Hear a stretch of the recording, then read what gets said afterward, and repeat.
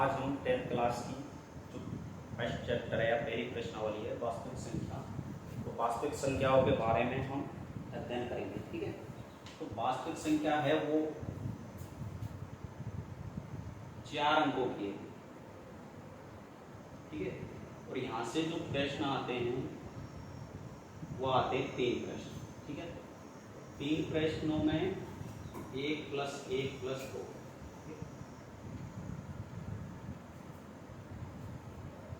यानी 2 क्वेश्चन तो एक नंबर के आते हैं और 2 नंबर का क्वेश्चन एक बड़ा आता है। ठीक है, तो वास्तविक संख्या यानी संख्याओं पे आधारित पूरी प्रश्नावली है। संख्याओं का हमें जैसे हम छोटी क्लासों में 7वीं 8वीं छठी क्लास हो 9वीं क्लास में आपने पढ़ा होगा, उसमें हम पढ़ते आए हैं कि संख्याएं जो होती हैं जैसे कि वास्तविक संख्या, काल्पनिक संख्या, पूर्ण संख्या है, प्राकृत संख्या है, परिमेय संख्या है, अपरिमेय संख्या, तो इनके बारे में अध्ययन करेंगे। तो सबसे पहले मैं आपको शुरुआत से बता रहा हूँ। तो पहली प्रश्नावली तो है हमारी क्या है, वास्तविक संख्या। ठीक है, तो देखो संख्याएं संख्याएं 2 प्रकार की होती हैं। एक तो है वास्तविक संख्या,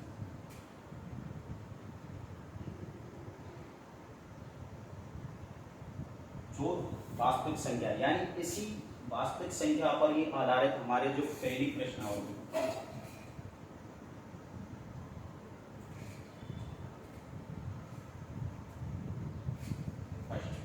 जो पहली प्रश्नावली है वो वास्तविक संख्याओं पर ही आधारित है। दूसरी होती है काल्पनिक संख्या,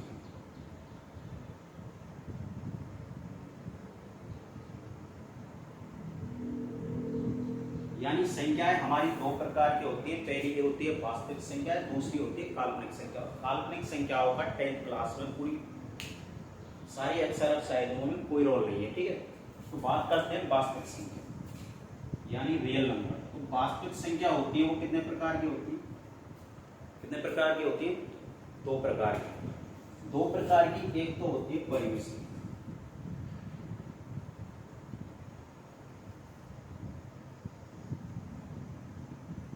दूसरी होती है अपरिमेय संख्या।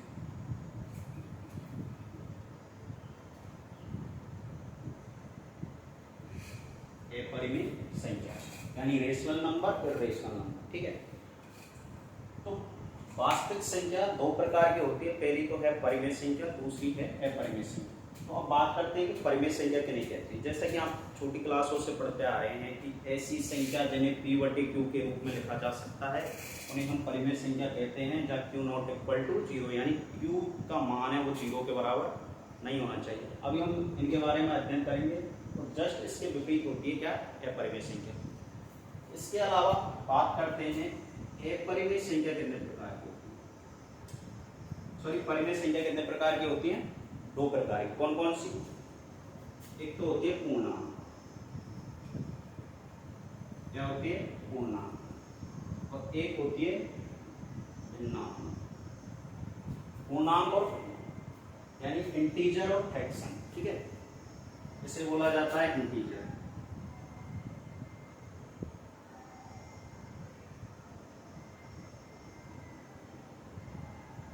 इसको बोला जाता है रेशनल।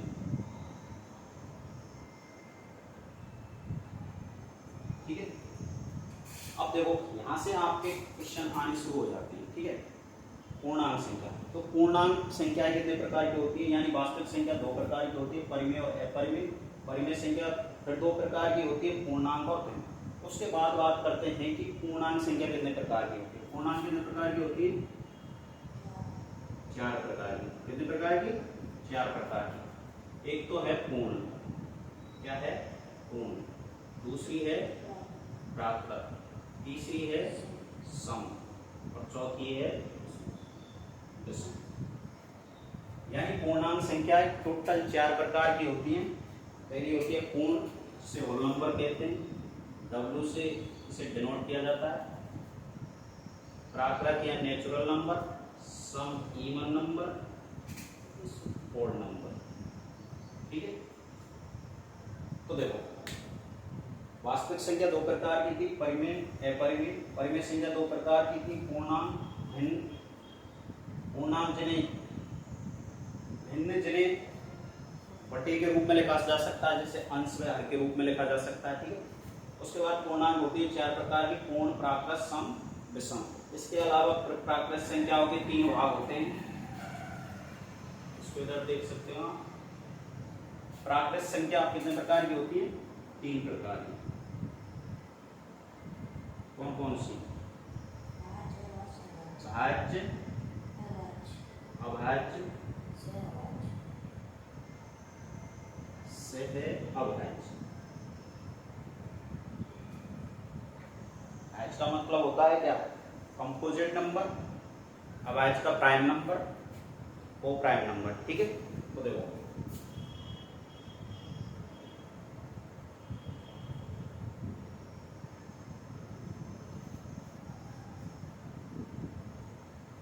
ठीक है, ये जो वास्तविक संख्या या संख्याओं का पूरा चार्ट है आपके दिमाग में होना चाहिए। कौन सी संख्या किस संख्या का भाग है, कौन सी कहाँ से आती है, ठीक है। तो आप इसे चाहो तो बना सकते हो, ठीक है। अब देखो हम संख्याओं के बारे में आगे पढ़ते हैं, ठीक है। ये हमारी पहली प्रश्नावली है, 4 नंबर की है।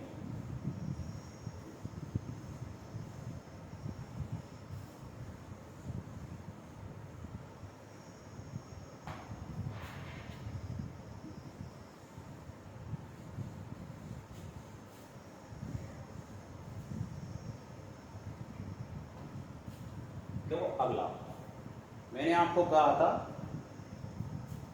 कि वास्तविक संख्या 2 प्रकार की होती है। एक होती है परिमेय। कौन सी होती है? परिमेय।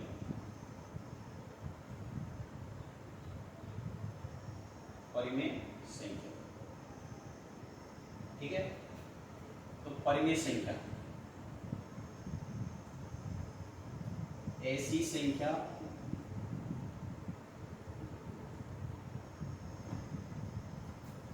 जिन्हें P बटे Q के रूप में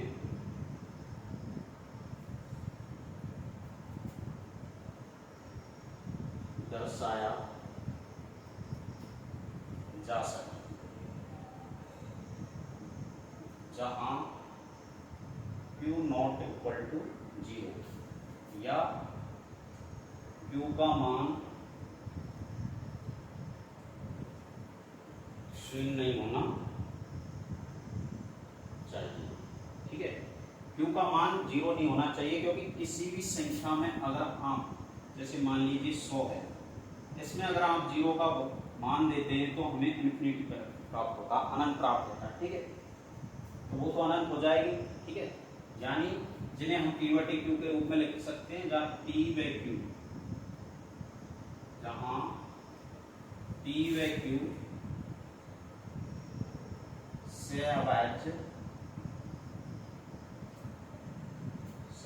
क्या है? पूर्णांक।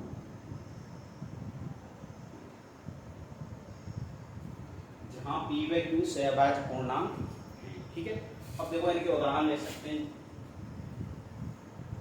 जैसे कि 1 बटे 2, 1, 2, 3, चाहे वो माइनस वाली हो चाहे वो प्लस वाली हो, -2, -3, 100, 200, 100 बटे 21, ठीक है। ये सारी हमारी क्या है? परिमेय संख्या के क्या है? उदाहरण, ठीक है। अगला है अपरिमेय संख्या। तो अपरिमेय संख्या जस्ट इसका क्या है? उल्टा। अपरिमेय संख्या, ठीक है। अपरिमेय संख्या जस्ट इसका उल्टा है, ऐसी संख्या जिन्हें P बटे Q के रूप में नहीं लिखा जा सकता। तो अपरिमेय संख्याओं का अधिकतर उदाहरण आते हैं, ठीक है। अपरिमेय संख्या जैसे कि √2, चाहो तो इसकी परिभाषा भी लिख सकते हो, ऐसी संख्या जिन्हें P बटे Q के रूप में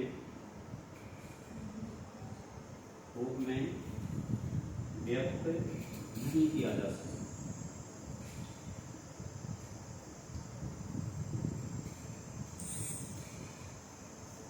जिन्हें P बटे Q के रूप में नहीं किया जा सकता। Q क्यू का मान 0 हो नहीं हो उसे हमें कोई लेना देना नहीं, जिन्हें पी बटे क्यू के रूप में नहीं किया जा सकता। जैसे कि इसको उदाहरण ले सकते हैं आप, उदाहरण √2, √3, √5, √7 और एक सबसे महत्वपूर्ण उदाहरण है इसका पाई। ये बहुत महत्वपूर्ण उदाहरण है, ठीक है। क्या है? पाई। पाई को हमेशा याद रखना। पाई क्वेश्चन आएगा कि निम्न में से अपरिमेय संख्या है, तो अपरिमेय संख्या है, आपको उदाहरण दे दिया जाएगा। कई सारे उदाहरण आएंगे, अभी हम उदाहरण लेंगे। तो आपको याद रखना है कि पाई हमारी क्या है? अपरिमेय संख्या। हालांकि पाई का मान होता है 22/7। 22/7 को आप परिमेय संख्या कह सकते हैं, लेकिन अगर डायरेक्ट मान आ जाए पाई, तो पाई आपकी क्या है? अपरिमेय संख्या। अपरिमेय संख्या के और कई सारे उदाहरण है, 2, √2, √3, √5। अधिकतर आपके तो 10th क्लास के अंतर्गत √2, √3 और √5 के ही लगभग सारे उदाहरण इससे ही रिलेटेड है, ठीक है। तो आप इनको उतार सकते हो, ठीक है। ये परिमेय संख्या और अपरिमेय संख्या की क्या होगी? परिभाषा।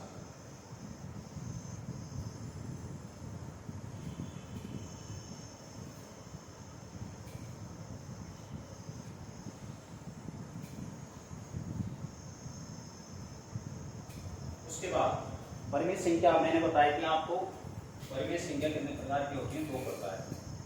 पहला है पूर्ण, इंटीजर नंबर, इसे i से या z से दर्शाया जाता है, ठीक है। पूर्णांक, तो वो पूर्णांक 2 शब्दों से मिलकर बना है, पूर्ण, धनांक। पूर्ण का मतलब होता है सभी, यानी वे संख्या है, चाहे वो ऋणात्मक है चाहे धनात्मक है, और ऋणात्मक धनात्मक के मध्य में एक संख्या और आती है 0, ठीक है। तो आप चाहो तो इनके डायरेक्ट सीधे सीधे और उदाहरण ले सकते हो। तो मध्य में तो है 0, 0 के दाईं तरफ जाएंगे तो आप 1, 2, 3, 4 ये धनात्मक संख्या है, ठीक है, अनंत। इधर -1, -2, -3 और ये माइनस के अनंत, ठीक है। तो ये हमारी क्या? पूर्णांक संख्या। चाहो तो इसका परिभाषा लिख लो, धनात्मक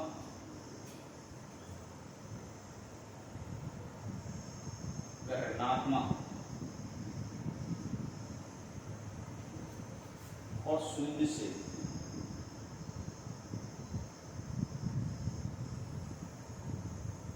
मिलकर बनी सभी संख्या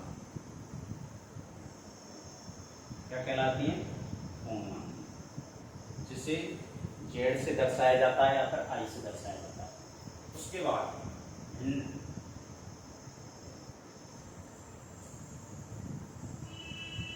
या फिर बोल सकते हैं फ्रैक्शन, ठीक है। भिन्न क्या होते हैं?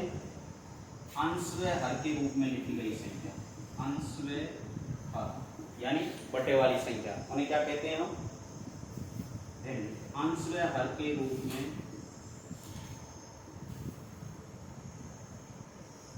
लिखी गई संख्या, जैसे 2/3, 3/7, ऐसे कई सारे उदाहरण ले सकते हैं, चाहे वो ऋणात्मक हो चाहे धनात्मक हो, ठीक है। अगला बात करते हैं पूर्णांक। पूर्णांक हमारे कितने प्रकार के थे? 4 प्रकार, ठीक है। देखो पूर्णांक का पहला भाग है पूर्ण संख्या। पूर्ण संख्या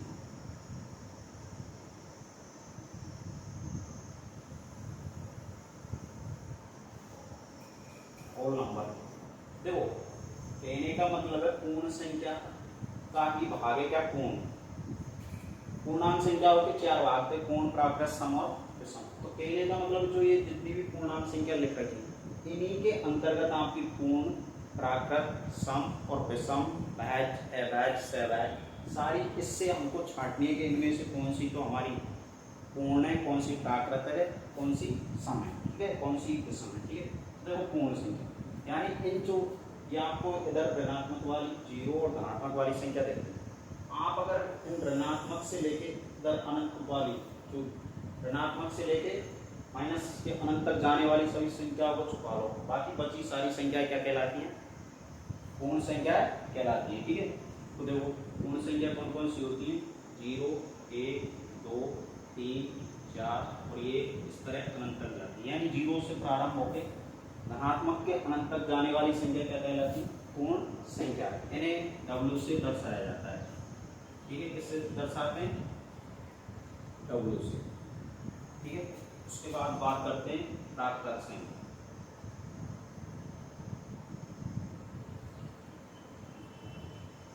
या फिर नेचुरल नंबर। ठीक है, नेचुरल नंबर। तो नेचुरल नंबर, अब देखो हमने यहाँ से क्या लिखी है? ऋणात्मकों को हटाया था, अब 0 को हटा के बाकी सारी बची संख्या क्या कहलाती हैं? प्राकृत संख्या। यानी 1, 2, 3, 4, 5 इस तरह अनंत तक जाने वाली सारी संख्या क्या कहलाती हैं? प्राकृत संख्या। प्राकृत संख्याओं के बाद अगला भाग था हमारा सम संख्या।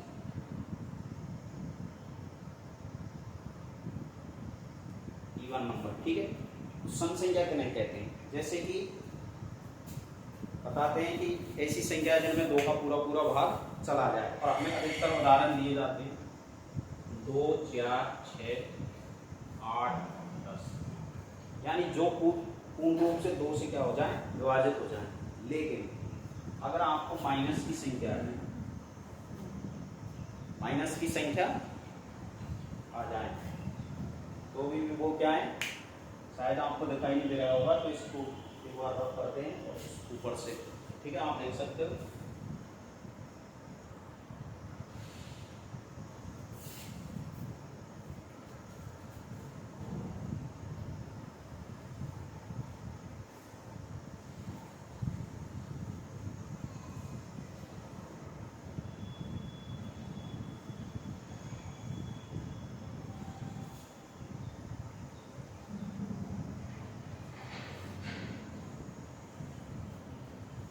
देखो सम संख्या,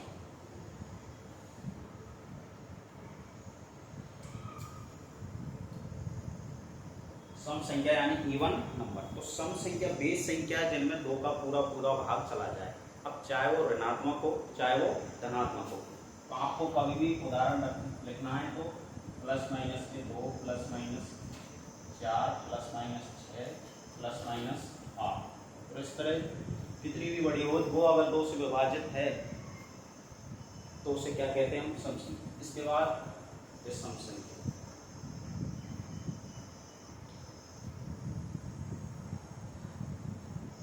ऐसी संख्या जो 2 से विभाजित नहीं होती है, तो क्या?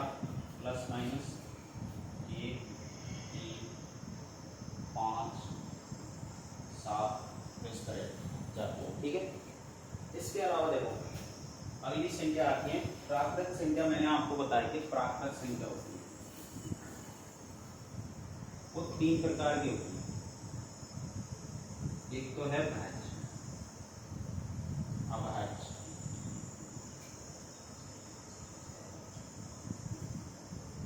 सभाज्य। ठीक है, से अभाज्य। ठीक है, तो देखो भाज्य, ऐसे आपको इसके नाम से ही पता पड़ रहा है कि भाग यानी भाग जाता है।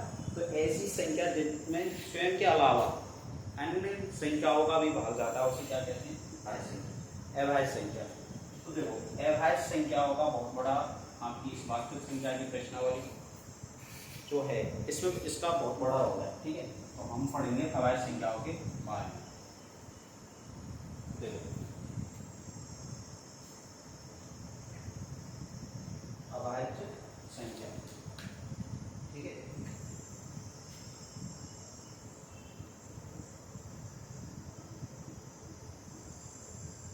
अभाज्य संख्या। ठीक है, अभाज्य संख्या यानी प्राइम नंबर।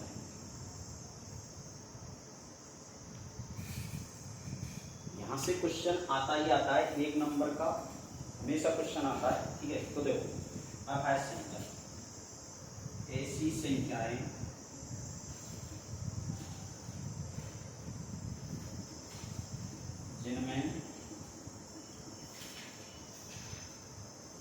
केवल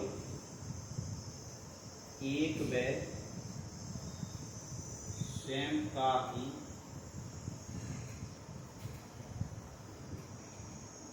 भाग जाता है।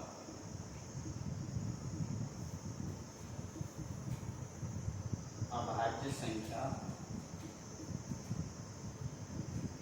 कहलाती है।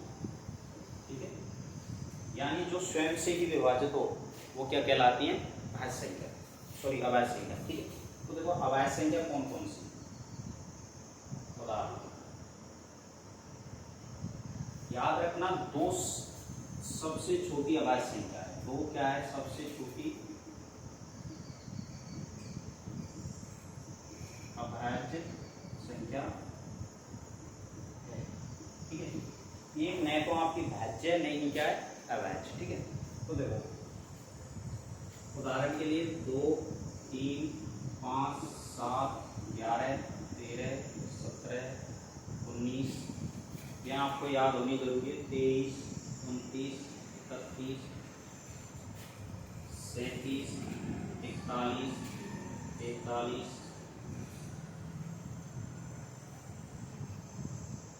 47, 53, 59, 61, 67, 71, 73, 79, इसके अलावा 83 और 97। ठीक है, ये आपकी 1 से लेकर 100 तक की सारी क्या है? अभाज्य संख्या है। ठीक है, यहाँ से क्वेश्चन आता है कि बताओ दो अंक की सबसे बड़ी अभाज्य संख्या कौन सी? तो देखो इसमें देखो ये 1 से लेकर 100 तक क्या है? अभाज्य संख्या। तो 2 अंक की क्या?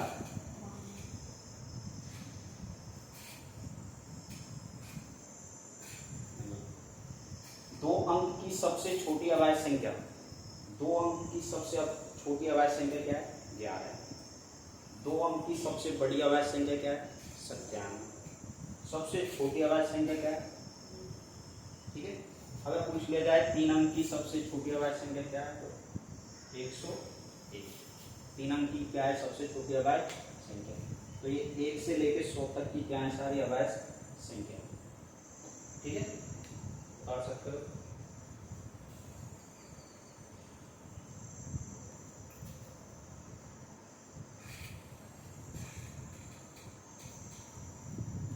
ठीक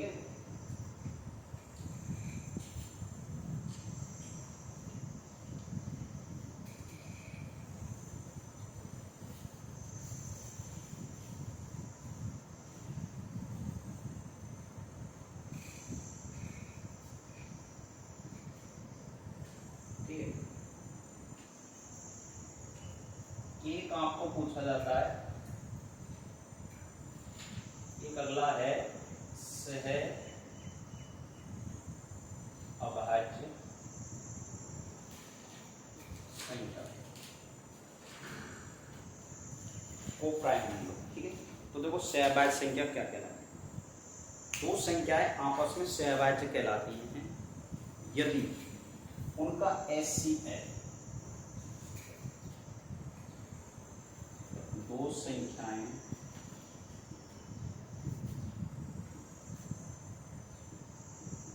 आपस में सह अभाज्य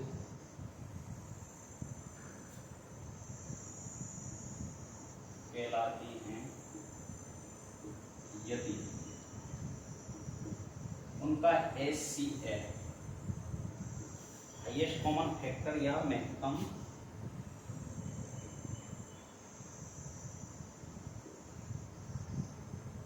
समापवर्त्य एक हो, तो वो आपस में तो वे संख्याएं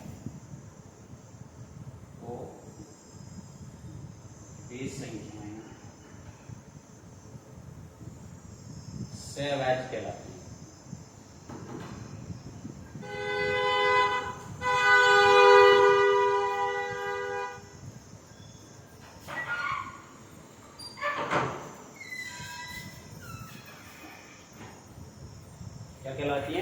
सहवाच संख्या।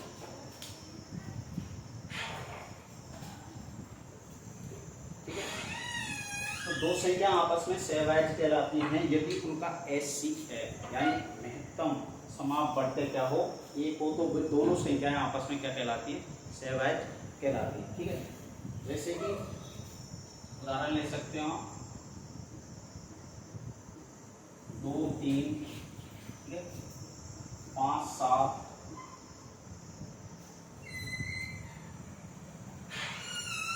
9 11, ये आपस में क्या कहलाती है, सहवाच संख्या कहलाती है। ठीक है,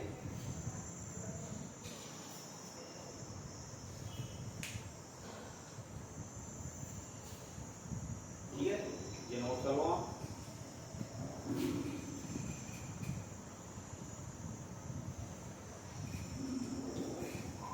वो प्राइम नंबर, ठीक है।